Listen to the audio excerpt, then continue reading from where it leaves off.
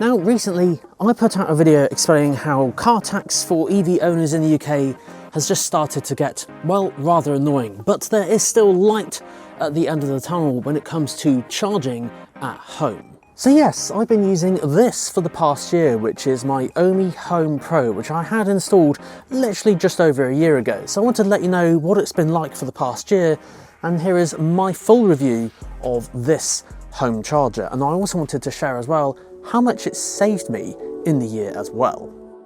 Okay, so first up, there are two different types of charger that Ohme offer. So there's the Ohme ePod, which looks a little bit like this. Then there's the Ohme Home Pro, which is the one I have outside, which I'll feature in this video today. Basically, and in a nutshell, the main differences between them is that one has a screen and one doesn't. They all offer the same functionality, but there are buttons also on the Ohme Home Pro, which is, of course, as I mentioned, the one that I have, where you can control the screen and do various different things. But they both have the same app functionality, which is the most important. The other important thing as well is that the Ohme Home Pro features a tethered cable, so it has a cable built into it, whereas the Ohme ePod, you use an additional cable or one that they can supply. This will also be the same cable that's supplied in the car that you've purchased. So picking between the two, it purely depends on the aesthetic of your house, if you want a cable all round up on the outside, or if you'd rather just have a small box where you plug the cable in each time. It is down to your preference at the end of the day if you want tethered or untethered, although personally I do like having the screen, which I'll get into more in a minute. So first up, the build quality. Now, it's a completely sealed unit, and this does have some pros. Number one, it's also water resistant, which I'll get onto in a second. But another thing that some people don't think about is that when it comes to the installers. So when the installers come along to install these, they don't have to take it apart and put cables in there. It's all built in as it is. So it makes it quite easy and a lot more efficient on installation day. Now, it is water sealed and dust resistant, so the rating is IP55. This is quite useful, the fact that obviously it can be installed outside and also inside if, you know, your property or garage permits it. But yeah, I've got mine outside. It's certainly got wet plenty of times. And another thing as well, because I obviously clean cars for reviews and stuff like that, got to make sure they're shiny for, for on camera, I do use a pressure washer, and there is a lot of water that does sometimes come over this way, and yeah, I can confirm that is IP55 rated. The actual cable as well is really good. It's actually 5 meters long, so depending on, you know, various different cars, I've obviously reviewed a few now. Some have a charge point on the front, some on the rear, some around the other side. Depends if you drive on or reverse on. These are all things to consider, but the cable is very, very long, which is good to see.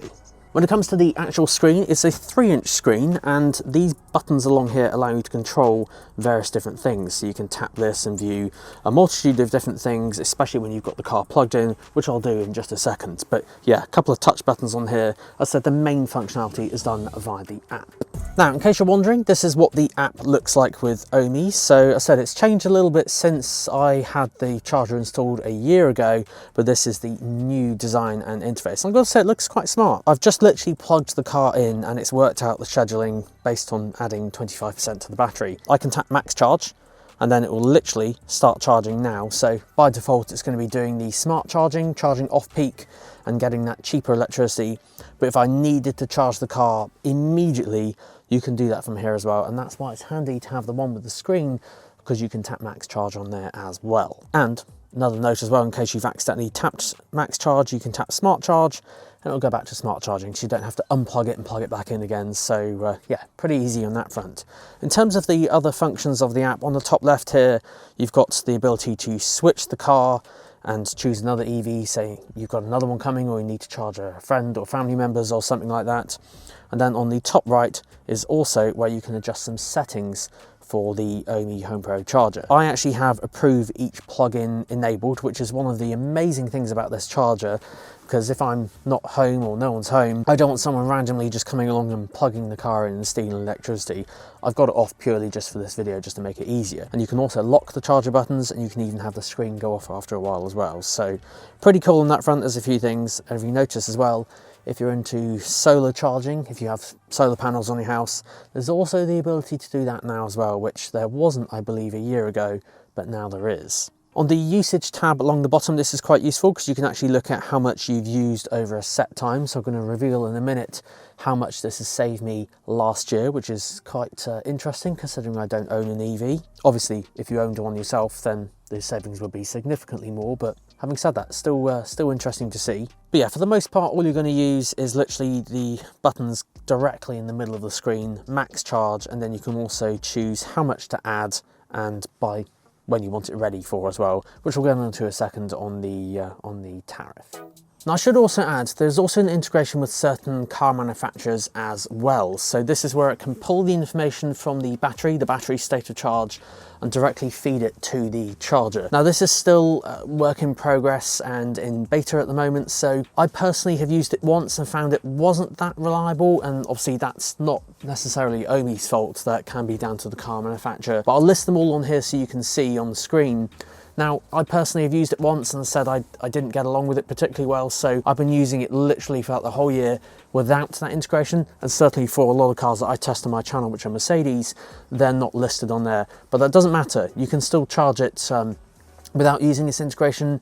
Basically, when you finish and you pull up on your driveway and you want to plug it in, you just specify on the app how much you want to add to the battery. So for example, on this one at the moment, this is like 60 or 70% charged. I'm going to add 30 or 40% charge, and you want it ready by a set time. So that's the only thing I'd say, that you just need to do that extra step. But to get the charging that much cheaper, I think it's worth it. Now, I've seen a fair few chargers out there. This is, I would definitely say, probably one of the slimmest ones and one of the best looking ones, because some of them are often white coloured and they just stand out, whereas this is nice black, kind of glossy look on the front and then black on the sides. But yeah, definitely one of the slimmest. The other thing as well, I've just wound this up slightly, just bear in mind that this does stick out ever so slightly. So if you have like a smaller driveway, or depending on where it's being installed at your house on your property, this does stick out slightly. So I'm just thinking, like if you take your bin out, for example, like a waste bin or recycling bin, this could potentially get in the way depending on where it's installed. But thankfully for me, I have the bins around the back. Now, if you go for the Ohme Home Pro, I mentioned that there was a screen, and this is what that screen looks like when you plug a car in. Now, there's lots of info on here. I personally don't need to go through that too much because I do use the app more, but it is very, very useful to have this button here called the Max Charge, which allows you to instantly charge the car. More about why it doesn't do that in just a second, because it's all to do with smart charging and charging off peak, which allows basically the car to be charged extremely cheaply, and also why it saved me some money too. But there's different views on here, so you can tap next view, you can see the estimated cost and savings versus a petrol car, which is quite handy, energy consumed if you're into all that sort of thing, and then CO2 saved versus a petrol car too. So if you're environmentally conscious, useful. I just find it quite useful, that max charge button, and some of the details you can get on this screen. So let's talk about now the charging process about smart tariffs. Now, you can use the Ohme Home Pro charger with virtually any tariff or electricity provider out there. I personally use Octopus Energy, and I have done ever since day one, and they've been brilliant. So although this video isn't sponsored by either Ohme or Octopus Energy, I wanted to let you know my referral code in case you wanted to switch to Octopus Energy. I'll explain why it's quite a good move in a minute, but I'll put my referral code underneath, where we both can split £100, so we get 50 each off our first bill, which is pretty good. But the reason why I use them is mainly because they're very cheap on electricity, which is obviously pretty good when it comes to an EV, because it will be the most power hungry device in the house, and just having it that much cheaper and charging a lot less than fuel in terms of petrol and diesel is pretty good. And of course their app as well is very easy to use as well. So no, not sponsored, but there is a referral code underneath if you want to sign up. Now, one of the main reasons for using Octopus Energy is they have 2 EV tariffs. Now, I personally don't own an EV, so I've tested a fair few EVs, over the past year and made use of this charger, and I signed up for Intelligent Octopus Go. Now, basically this gives you overnight charging, but it will also schedule in some charging throughout the day, balancing the grid and that sort of thing. It sounds complicated, but it's really not. You just plug it in and you specify on the app, or of course on the charger, how much you want the car to charge by and the time you want it ready by. So if I've had use of a car for, I don't know, the week, so it's been a review of a car, I'll need to make sure it's charged up ready for when it gets picked up. So I'll say I want to add 60% by the morning, and then it just works it all out. So I did some maths just to explain how much of a difference this makes when it comes to charging. So if we take this card I've got outside here at the moment, it has a 70.5 kilowatt hour battery. If you charge on peak, I currently pay 26 pence per kilowatt. This would be £18.33 to charge. If I charge off peak, so this is on Octopus Energy's intelligent tariff overnight, then it's 7 pence. You know what that means? That means I can charge the entire car for less than £5. This is the key to EVs in the future, because if you charged in public, it's mighty expensive. It's like 85 pence per kilowatt, which works out to be like the same cost as petrol diesel, which is just mad. But yeah, one of the huge perks of this charger, and I know there are other chargers out there that do this, but this just makes reviewing a car or even living with a car that much cheaper. So this then neatly brings me on to how much I've saved last year alone, considering I personally don't own an EV. I've just had one every now and again for review or test, and this does also include plug-in hybrids as well. So I've used about 900 kilowatt hours last year. Now, if I didn't go on to an energy saving tariff, so if I didn't have like a smart charger and I just plugged it in and charged up, we pay about 26 pence per kilowatt, so that would be about £234 throughout the whole year. The fact that I've been charging on the smart tariff with Octopus and through this Ohme Home Pro charger is 7 pence, which then means it's £63. So I've saved about £171 last year, purely just from using this smart charger, and yeah, it's been absolutely brilliant. Okay, so on to the pros and cons. So number one, I do love the actual build quality of it. I think it's very good. It's a very smart looking charger as well. And of course the integration with all the smart tariffs and that sort of thing is absolutely brilliant. I do love the locking feature as well, as said, from a security point of view, to stop people from plugging it in while I'm away or something like that.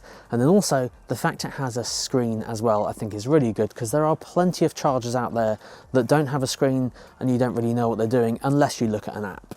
Now for the cons, the only couple of things I've really got a kind of bugbear with are the flimsy cable holder, this thing. So if I take all this off, it's this plastic thing. You can actually see it started to bend down slightly. So that is a little bit annoying. It's a shame that isn't metal, and I've seen this plenty of times on the forums as well about Ohme and their chargers. But having said that, it's still holding up absolutely fine, and yeah, he says. That's my cable tucking skills. But anyway, yeah, it would be good if that was metal, but maybe Ohme might change that in the future, who knows. The other con I'd say is the slightly confusing off-peak charging and scheduling and that sort of thing. It doesn't work quite like that on Ohme. So when you buy an EV, you're probably going to do some research and find out that, oh yes, it's cheaper to charge at a certain time. And then you'll be looking in the menus for scheduling at a certain time, whereas it doesn't quite work like that if you're on this tariff. So it's obviously just something to factor in. There is a slight learning curve with how this kind of charger works, but if you set it up correctly, it does work brilliantly in the end. And then the final con would be that this connects via 3G and 4G. The only downside to that really is if you live in the countryside and you, I don't know, don't have any signal there, for example, you might struggle to use some of the smart features of this. Now, yes, the charger will still work. It'll actually just be like a dummy charger. It will just charge max charging with no smart features at all, which kind of defeats the point. So make sure you have signal in the area first, because there is no option for Wi-Fi for this. It only connects to the mobile phone network. So just something to factor in. But the question is, if I was moving house and needed to buy one, I think so, yes, because it has a ton of smart functionality and yeah, is my go-to recommendation for anyone asking about home chargers on my channel. So guys, let me know your thoughts down below. Will you be considering an Ohme Home Pro charger for your house and for your car? Let me know down below. And of course, if you have another charger, let me know the pros and cons for that down below as well. I want to engage with all of you down below. Let me know your thoughts. But thank you so much for watching this review and my experience for the past year with an Ohme Home Pro charger. Thanks so much for watching, guys. Until next time, see you soon.